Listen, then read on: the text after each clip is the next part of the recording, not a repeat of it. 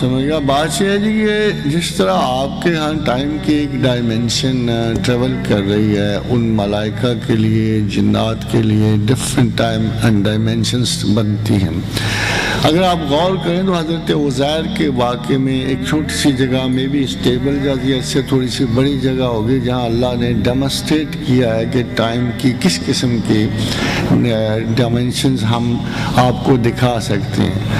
تو جب عزیر سے پوچھا گیا ثم اماتا کا بعد جب جاگے تو پوچھا بھائی کیا بنا؟ قال کم لبست، فرمایا لبست یوم و بعد یوم، کہ ایک دن اور آدھا دن میں سویا ہوں گا. تو فرمایا نہیں، بلکہ ادھر دیکھ وانظر الی طعامک و شرابک لم یتسنہ، دیکھ اپنے کھانے اور پینے کو دیکھ، ایک لمحہ اس پر سے نہیں گزرا. وانظر الی عظامک کیف ننشزها ثم نکسوها لحما، اب اس گدھے کو دیکھ جس کی ہڈیاں پڑی. تو ایک in space of about 10 feet اور 9 feet خدا نے ایک ایسی عجیب و غریب ڈیمونسٹریشن دی ہے کہ جو مشرق و مغرب کے کسی فلسفی کے ذہن میں نہیں آ سکتی. کہ ایک جگہ اس نے ٹائم کو گزرنے نہیں دیا مطلق، ایک جگہ اس نے سکویز کر کے دن اور رات میں بدل دیا، اور ایک جگہ 100 سال گزار دی. اگر اس پوری آپ واقعے کو دیکھیں تو اس سے پتہ یہ لگتا ہے کہ زمان و مکان جو ہے کسی بھی سچویشن اور کسی بھی لوکیل میں وہ اپنی ڈیمونسٹریشن اس کے احکام کے مطابق کر سکتا ہے. میجر ڈفرنس جو ہمارا یورپی اقوام سے آج چل رہا ہے، بہت بڑا ڈفرنس ہے. افسوس یہ ہے کہ مسلم scholars have never thought about the Quran, اور اگر ان کو پتہ ہوتا کہ کتنا بڑا اور سیریس ڈفرنس ہے کہ تمام اس کو لوگ جو ہیں فلاسفر دانشور اس کو انفینٹ قرار دیتے. مگر قرآن حکیم میں وقت ہمیشہ فائنائٹ معنوں میں آیا ہے، لأجل مسمى، کل یجری لأجل مسمى.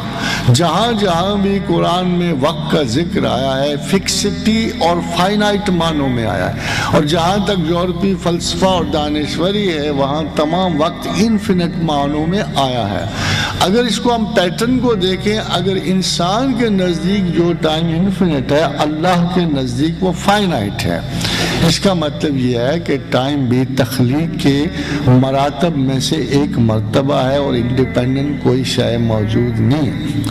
اب اس میں ایک اور چیز ہے کہ جب ملائکہ جو ہیں، ایک حدیث بڑی دلچسپ ہے جو آپ کو بتاؤں کہ حضرت یوسف علیہ السلام سے پوچھا ہے انہوں نے کہ جبریل جب مجھے میرے بھائی کنویں کی تہ میں پھینک رہے تھے تو آپ نے اب پوچھا یوسف نے جبریل تو آپ کی رفتار کتنی ہے؟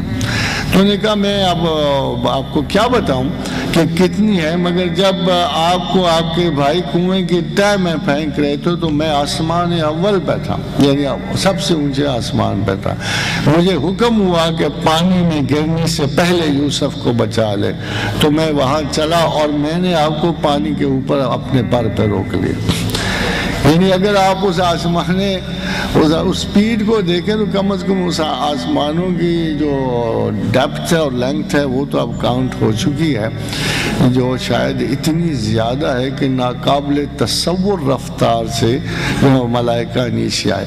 مگر ملائکہ کی رفتار قرآن نے بھی دی ہوئی ہے کہ ہمارے فرشتے آسمانوں کے اس رفتار سے دن اور رات میں اتنا چڑھ جاتے ہیں جتنا آپ 50,000 سنۃ 50، جتنے آپ 50,000 سال میں چلتے ہو. اب یہاں پرابلم یہ ہے کہ ہمیں یہ نہیں پتا کہ 50,000 کس رفتار سے، پیدل، گھوڑے پہ یا اونٹ پہ، یا اگر سارے انسان جمع کیا جائیں تو راکٹ پہ، اور فرض کو ایٹ بیسٹ اس کی میکسیمم سپیڈ ہوگی کہ جس رفتار سے آپ کے راکٹ آسمانوں کو طے کرتے ہیں، اگر 50,000 سال آپ اس رفتار سے چلے جاؤ تو ہمارا فرشتہ دن اور رات میں وہ رفتار طے کرتا ہے.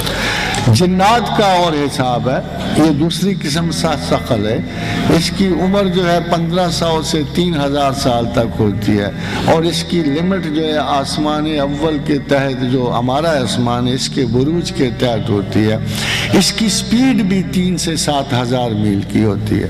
یہ ٹائم کی دوسری ڈائمنشن میں ضرور ہوتا ہے، مگر جب ہماری ڈائمنشن میں آتا ہے تو اس کی کیلکولیشنز ہو سکتی ہیں.